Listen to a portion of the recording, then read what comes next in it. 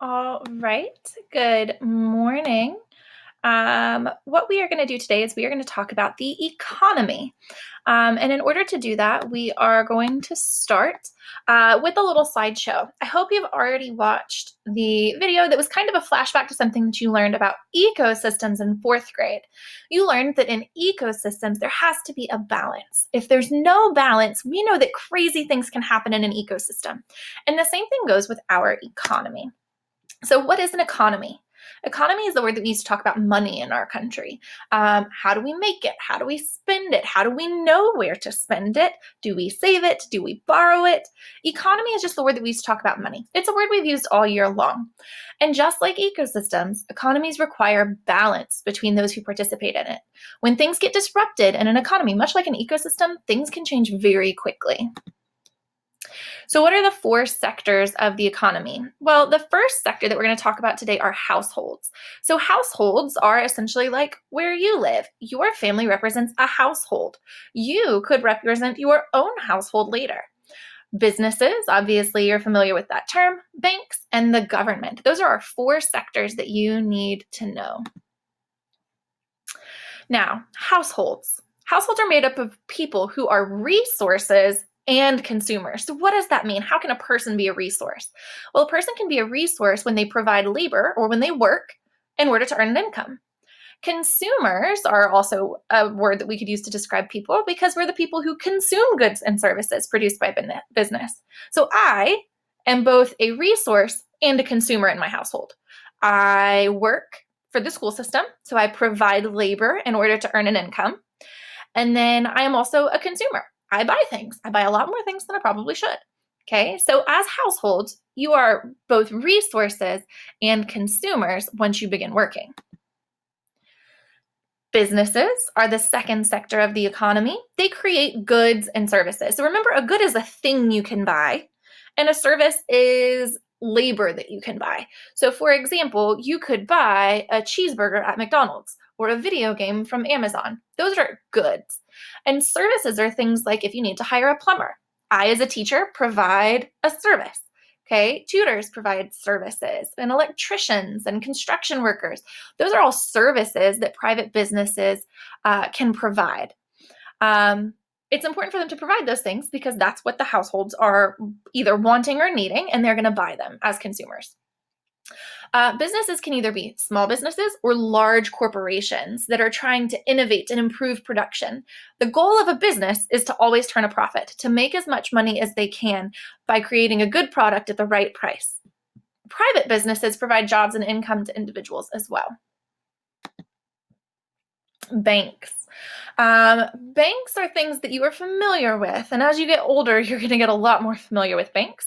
Banks specifically provide services that aid the US economy. The first thing that banks do is they allow you to create a savings account. So, as a citizen, it's always a good idea to have a savings account somewhere from the time you're young. So, you could all have savings accounts now, where when you make money, you put some money away in your savings account. The reason you want to do that is because the banks are going to give you kind of like a little bonus for keeping your money in there and not using it. And that little bonus that they're giving you is interest.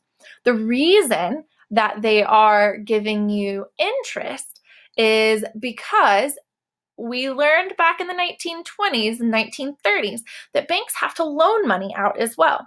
And when you leave your money in there and keep it safe and you don't touch it, they're going to reward you for not touching it because that's the money that they're going to be using to create loans. From a savings account, you can withdraw that money in person. You can go to an ATM and withdraw it from your savings account or electronically online. But the goal for a savings account is to kind of leave it there and not constantly spend it. Now, that's different from a checking account. A checking account is like what your parents typically use their debit cards for. When you go to the grocery store and they scan a debit card, they're taking money digitally out of an account. Checking accounts are the accounts that we use consistently throughout the day. It's where our money, our income goes when it's deposited, and it's what we're constantly taking out of to pay for things. This money can be deposited in person at an ATM or using what's called a direct deposit. So like me, I'm paid by Gwinnett County Public Schools, but Gwinnett County Public Schools pays a lot of people. So it wouldn't make sense for all of us to have to go pick up our check every month. So what they do is they can do it just digitally and they can just direct deposit it straight into my account. I don't have to do anything. It just goes there. And then last, loans. We've kind of already talked about these. So citizens and businesses can borrow money from the bank, and that's repaid with interest. That's called a loan. Now, remember, when you borrow money, as opposed to with a savings account where you were earning money, oh, sorry about that. With a savings account, you were earning interest. They were giving you that bonus for leaving your money alone. Well, when you borrow money in the form of a loan, you are actually going to have to pay interest back. So that's the fee that they charge you for letting you borrow that money. Banks use the money from savings accounts in order to loan out that money to other customers. So you are essentially paying interest on the loan. The bank's going to keep some. And then the other interest might be going to the person who's not touching their money and leaving it in their savings account. Loans are typically paid back over a long period of time. So keep in mind that when you get a loan from a bank, it's typically for a decently large amount. And the last sector of the economy is the government. The government is important at the local, state, and federal level because they collect taxes. So households and businesses have to pay taxes. I, as an individual in my household, have to pay taxes on my income and on things that I buy and on the property that I live on. And businesses have to do the same thing. They have to pay taxes as well. And with those taxes, the government then provides public services. So things like schools and roads and national security and public assistance, firefighters, emergency personnel, that is all paid for by taxes. So that is how the government gets involved in our money. Now, why do we care? So right now is actually a really great time to talk about why we care. And we can use the current coronavirus as a good reason or as a good way to illustrate why you need to know how the 4 sectors of the economy work. Right now, a lot of people are really worried about how this disease is going to affect our economy. And a lot of people think, oh, well, that sounds weird. Why are we worried about money? Because this is a dangerous disease and it's really hurting people. Yes, it is. But we're already starting to look ahead and see that things could be going very wrong with our economy because of this disease, because it has thrown off the balance of these 4 sectors. So right now, as you know, as you're sitting at home, many people are not able to go to work. So here's the worry. Households, if people aren't going to work, they can't make an income. Okay? So if they have less money to spend because they're not going to work and making enough money, then they're not going to be able to spend as much money on their wants and needs. Well, who provides those wants and needs? Businesses. So if the people aren't buying from businesses, the businesses are either not going to be able to stay open or can't provide an income, which means they might end up laying people off. They're not going to be able to pay the government as much in taxes, and it's not a good thing for businesses. And if businesses aren't open and people don't have money, they will have to use things like their savings accounts. Think back to the 1920s. People were worried, so they withdrew all of their money and then the banks ended up crashing. Now, we're not necessarily so much worried about a bank collapse right now, but we are worried if people are going to have to start dipping into their savings. They're not going to be able to keep enough money in the bank. Banks aren't going to be able to loan money to businesses to try and help them rehire employees or purchase goods so that they can get the economy back in order.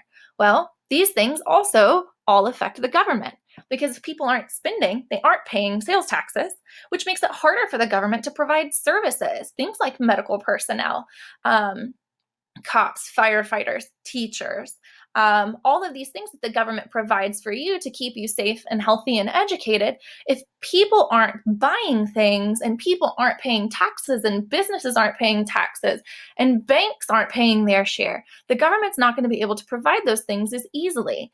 If you can tell, it's a big chain reaction here.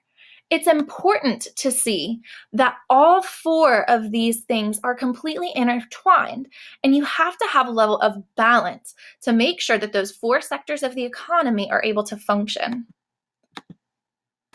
So to summarize, the 4 sectors of the economy need to stay in balance. Otherwise, there are consequences, positive and or negative. We also need to know our role in the economy to know how we can help maintain that balance. It's super important for us to know as consumers and as parts of households, how can we help benefit the economy, even in times of difficulty like right now in the United States. As you finish this lesson today, please be sure to follow up below to see what your independent practice is.